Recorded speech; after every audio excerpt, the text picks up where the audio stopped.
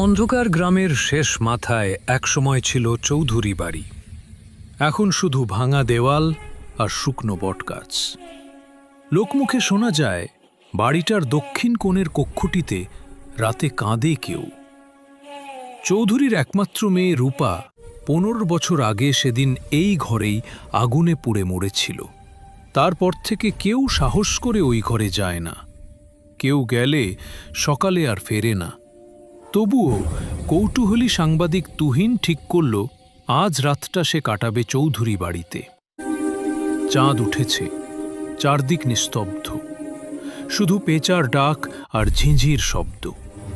তুহিন হাতে টর্চ নিয়ে ঢোকে ভাঙা দরজা দিয়ে। দেয়ালে পুরনো ছবিগুলো, চৌধুরী, তার স্ত্রী আর ছোট্ট রূপা। ছবিটার চোখ যেন ওর দিকে তাকিয়ে আছে, স্থির, নির্লিপ্ত, ভয়ানক।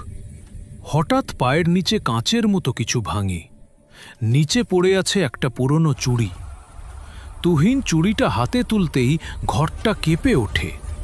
দরজা বন্ধ, বাতাস নেই, অথচ পর্দা দুলছে প্রবলভাবে। ঠিক তখনই এক কিশোরী কণ্ঠ ভেসে আসে, "আমার চুড়িটা কেন ছুঁইলে?" তুহিন স্থির হয়ে যায়, মুখ শুকিয়ে যায়, গলা দিয়ে কোনো শব্দ বের হয় না।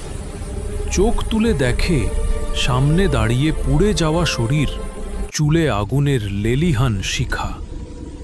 রূপা, চৌধুরীর মেয়ে। চোখে ভয় নয়, শুধু অপার শূন্যতা। সে বলে, "আমার বাবাকে কেন তারা বাঁচালো না?" শব্দটা কানে নয়, মনে বাজে।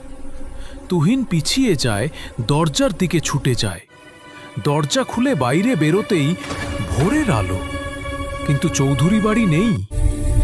শুধু শ্মশানের ধোঁয়া আর ভাঙা চুড়ি পড়ে আছে। গ্রামবাসীরা বলে তুহিন আর ফেরেনি, কিন্তু প্রতি অমাবস্যায় ভাঙা বাড়ির ধ্বংসস্তূপে দেখা যায় এক ছায়া, হাতে টর্চ, পকেটে নোটবুক, ঠিক তুহিনের মতো। আর মাঝে মাঝে বাতাসে ভেসে আসে মেয়েটির কান্না, "আমার চুড়িটা ফেরত দে।"